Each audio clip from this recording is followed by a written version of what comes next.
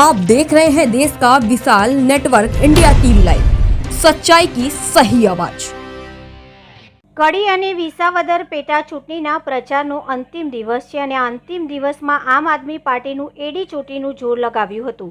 આજે કડી વિધાનસભામાં આમ આદમી પાર્ટીના ઉમેદવાર જગદીશ ચાવડાના સમર્થનમાં દિલ્હીના પૂર્વ મુખ્યમંત્રી આતિશી તથા આમ આદમી પાર્ટીના બોટાદના ધારાસભ્ય ઉમેશ મકવાણાએ એક મેગા રોડ શોમાં હાજરી આપી હતી।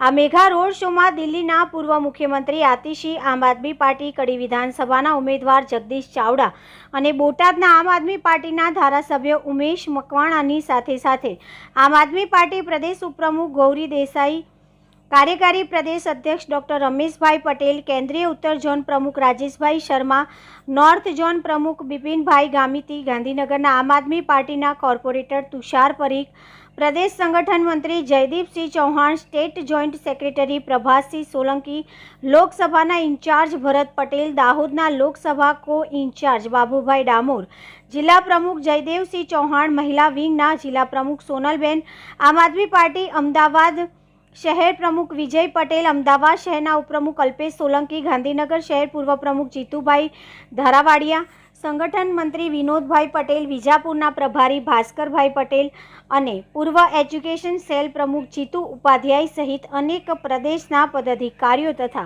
સ્થાનિક આગેવાનો અને મોટી સંખ્યામાં કાર્યકર્તાઓ અને કડીના સ્થાનિક લોકોએ હાજરી આપી હતી। આ મેગા રોડ શો બપોરે 2 વાગે સિદ્ધેશ્વરી માતાના મંદિરના ચોકથી શરૂ થયો, ત્યારબાદ ગાંધી ચોક થઈને ભાગ્યોદય હોસ્પિટલ પાસે ખતમ થયો હતો। આ રોડ શોમાં આમ આદમી પાર્ટીના દિલ્હીના પૂર્વ મુખ્યમંત્રી આતિશી એ કડીની जनता समक्ष પોતાની વાત કરતા કહ્યું હતું। Bureau chief Vishal Panchal, Mehsana, India TV live. देखिए, कड़ी विधानसभा में बहुत सालों से भारतीय जनता पार्टी के विधायक रहे हैं, लेकिन फिर भी यहाँ की समस्याओं का समाधान नहीं हुआ। यहाँ से तो बड़े बड़े नेता विधायक रहे हैं, डिप्टी सीएम विधायक रहे हैं, फिर भी बच्चों के पढ़ने के लिए स्कूल नहीं है, कॉलेज नहीं है, युवाओं के लिए नौकरी नहीं है, किसान के पास खाद नहीं है। तो इस बार हमारी कड़ी के लोगों से अपील है कि जगदीश भाई चावड़ा जो आम आदमी पार्टी के उम्मीदवार हैं उनको वोट दें।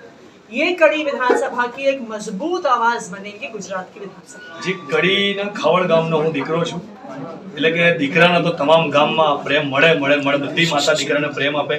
મારા તમામ ભાઈઓ મારી સાથે છે, ગામે ગામ અમે જ્યાં જ્યાં પ્રચારમાં ગયા છે ત્યાં અમને ખૂબ સ્નેહ, ખૂબ પ્રેમ મળે છે અને તમામ લોકોએ અમને એક જ વસ્તુ કહ્યું છે કે બેટા, અમે આટલા વર્ષોથી ભારતીય જનતા પાર્ટીની વચ્ચે એકદમ કોંગ્રેસને બી અમે દિલથી મત આપ્યા છે, પણ તેમ છતાં અમારું ના ભારતીય જનતા પાર્ટીએ કામ કર્યું કે ના વિપક્ષે અમારું કામ કર્યું।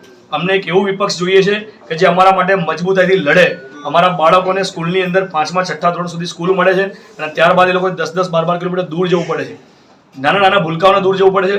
અંગ્રેજી માધ્યમની શાળા તો સમગ્ર કડીની અંદર જાણે એમ શોધવા જવું પડે ફાનસ લઈને, એવી રીતે। એટલે શું કડીના બાળકોને કલેક્ટર, આઈપીએસ, ડોક્ટર, વકીલ બનવાનો સપના જોવાનો અધિકાર નથી?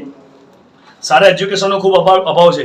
ગામડે ગામડે ખેતી પ્રધાન આપણું કડી વિધાનસભા છે, કેટલે મોટી માત્રામાં ખેડૂતો રહે છે। ખેડૂતો માટે ખાધની એટલી અછત છે કે પોતાના ખેતરમાં અનાજ પેદા કરવાનું છે દેશ માટે, એ ખેડૂતોને ખાધ માટે વેટિંગમાં રહેવું પડે, વલખા મારવા પડે છે।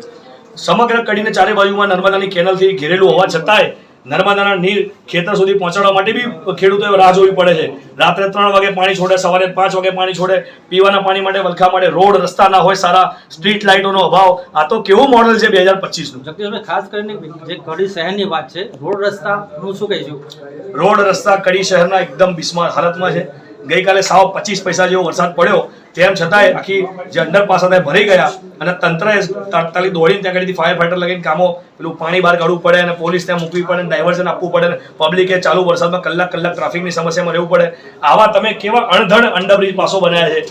શહેરોમાં બી તમે અંડરપાસ બનાવો છો, પણ ત્યાં આવા વિકાસ તમારો નહીં થતો। તમારો વિકાસ ગામડાના ભોગે, શહેરોનો વિકાસ છે, ખાલી ગામડામાં દેખાડો છે તમારો। શું આશા રાખશો આ વખતના ઇલેક્શનમાં? મને પૂરો વિશ્વાસ છે કડીની જનતા વખતે પરિવર્તન માટે એમના દીકરાને જીતાડશે અને હું એમની આશા પર ખરો ઉતરીને જીત્યા બાદ એમના માટે વિધાનસભાથી લઈને રોડ રસ્તા સુધી એમના તમામ જરૂરિયાતના પ્રશ્નો માટે એમનો દીકરો બીજા દિવસથી કામે લાગી જશે। ખાસ કરી વાત કરીએ, રાતના સમયમાં એવા પણ વિડીયો શેર થયા છે કે આમ આદમી પાર્ટીના જે ઝંડા રોડ પર લગાવેલા હતા। હાજી, હું એમાં કહીશ કે ગઈકાલે અમે અમારા જે મેડમ આવવાના હતા એટલે અમે રૂટ અમારો જે પરમિશન લીધી છે રૂટની રેલીની, તેમ છતાં પોલીસ સાથે રહીને, અમારી પાસેના વિડીયો છે, પોલીસ સાથે રહીને રૂટના ઝંડાઓ કાઢી નાખે છે, પોલીસ સાથે રહીને બેનરો કાઢી નાખે છે, હમણાં જ પીઆઈ સાહેબ સાથે મારી વાત થઈ, એમને કહ્યું કે કયા પોલીસવાળા હતા મને જાણ કરો, અમે સાહેબને જાણ કરી છે.